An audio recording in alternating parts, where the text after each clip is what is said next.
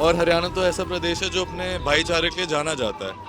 तो ये जो भाजपा ने एक तरीके की डिवाइसिव पॉलिटिक्स की थी, इससे बहुत ज़्यादा देश में क्या कह सकते हैं, कटुता बढ़ गई थी। मेरे ख्याल से हरियाणा की पहली पदयात्रा जो पूरे 90 हल्के कवर कर रही है, तो मेरे हिसाब से एक बहुत बड़ी अचीवमेंट है खुद में ही। देखते हैं हम किसी भी पॉलिटिशियन के बच्चों को जब यात्रा में देखते हैं तो यहाँ पर एक सवाल आ जाता है, क्या इनके बच्चे भी राजनीति ज्वाइन करेंगे? तो क्या आपका मन है कि ये माने कि क्या ये भी आपकी पॉलिटिकल लॉन्चिंग है? जेंजी स्पेशली जो शहर में जेंजी है, देव बिकम अनअवेयर और उनको फर्क ही नहीं पड़ता कि क्या हो रहा है उनके आसपास। और सिर्फ समाज में नहीं, जो एक कांग्रेस में क्या कह सकते हैं सद्भाव की खुद कमी हो रही है, वो भी आ रही है धीरे धीरे। तो हम ब्रिजेंद्र साहब की इस यात्रा के दौरान हमारी मुलाकात हुई है समरवीर जी से, जो कि 20 वर्ष के युवा हैं और ब्रिजेंद्र सिंह जी के बेटे हैं और चौधरी बीरेंद्र के पोते हैं। अपने पिताजी के साथ यात्रा में शामिल हो रहे हैं। कैसा अनुभव रहा आपका इस यात्रा का? ये जो यात्रा है जो मेरे पिताजी श्री विजेंद्र सिंह जी ने शुरू की है, 5 अक्टूबर को ये यात्रा शुरू हुई थी और इस संदेश को हम लेके निकले थे कि सद्भाव का संदेश, भाईचारे का संदेश, जो पिछले 10-12 साल में ना कि सिर्फ हरियाणा प्रदेश बल्कि पूरी देश में कम हो गया था। और हरियाणा तो ऐसा प्रदेश है जो अपने भाईचारे के लिए जाना जाता है। तो ये जो भाजपा ने एक तरीके की डिवाइसिव पॉलिटिक्स की थी, इससे बहुत ज़्यादा देश में क्या कह सकते हैं कटुता बढ़ गई थी एक समाज में और भाईचारा बहुत कम हो गया था। तो बस इसी सद्भाव के संदेश को लेके हम एक पदयात्रा पे निकले हैं और मेरे ख्याल से हरियाणा की पहली पदयात्रा जो पूरे 90 हल्के कवर कर रही है, तो मेरे हिसाब से एक बहुत बड़ी अचीवमेंट है खुद में ही।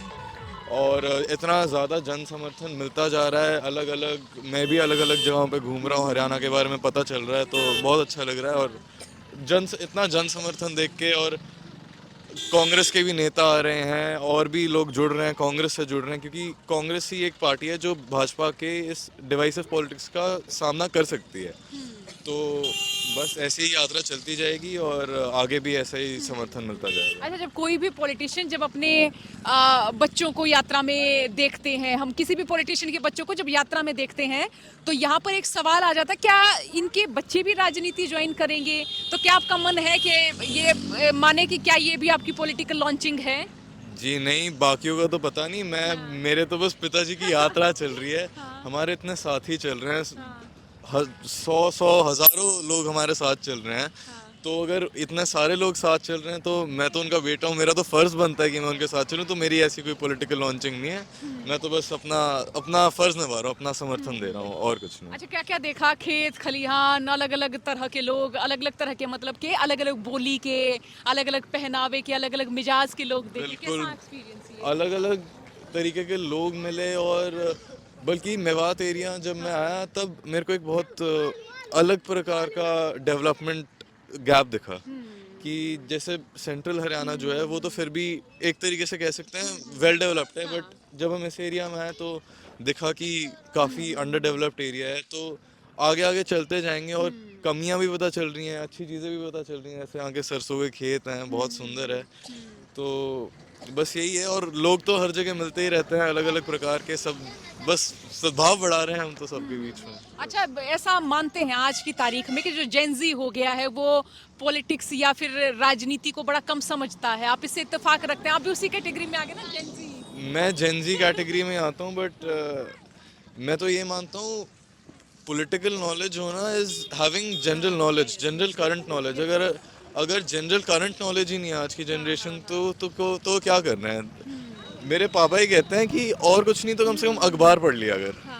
तो मैंने पिछले 2-3 साल में अखबार पढ़ना शुरू किया एंड आई कैन से कि मैं उससे ही बहुत ज़्यादा एटलीस्ट अवेयर हो गया हूँ पूरे देश के बारे में, वर्ल्ड पॉलिटिक्स के बारे में। और मेरे को लगता है कि सबको सिर्फ सोशल मीडिया पे आपको खबर नहीं मिल सकती, आपको अखबार भी पढ़ना चाहिए, आपको अदर न्यूज़ आउटलेट्स भी एक्सप्लोर करने चाहिए। तो हाँ, और हाँ, लेकिन ये ज़रूर है कि आजकल जो जेंजी है, स्पेशली जो शहर में जेंजी है, देव बिकम अनअवेयर और उनको फ़र्क ही नहीं पड़ता कि क्या हो रहा है उनके आसपास। अच्छा, यात्रा से आपके भीतर क्या बदलाव आया? आप किस तरह के इंसान इस यात्रा से पहले थे और अब हैं? क्या कोई परिवर्तन महसूस कर रहे हैं ऐसा? देखिए, मेरे में तो ऐसा कोई बदलाव नहीं आया है, मैं तो बस चल रहा हूँ साथ में।